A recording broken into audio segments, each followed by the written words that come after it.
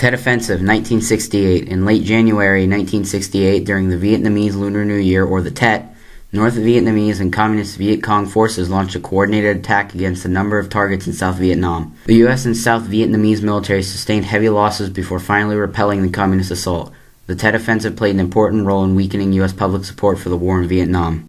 Ho Chi Minh and leaders in Hanoi planned the Tet Offensive in hopes of achieving a decisive victory that would end the grinding that frustrated military leaders on both sides. A successful attack on major cities might force the United States to negotiate or perhaps even to withdraw. At the very least, North Vietnamese hoped it would serve to stop the ongoing escalation of guerrilla attacks and bombing in the north.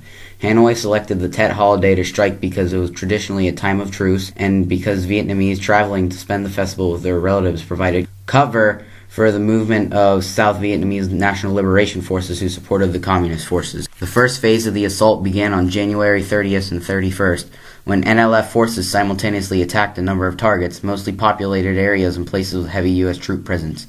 The strikes on the major cities of Hue and Saigon had a strong psychological impact, as they showed that the NLF troops were not as weak as the Johnson administration had previously claimed.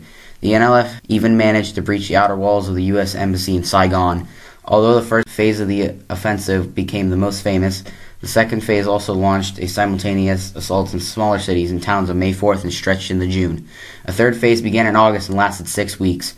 In the months that followed, U.S. and South Vietnamese forces retook the towns the NLF had secured over the course of the offensive, but they incurred heavy military and civilian casualties in the process. At the end of the Tet Offensive, both sides had endured losses and both sides claimed victory. The U.S. and South Vietnamese military response almost completely eliminated the NLF forces and regained all of the lost territory.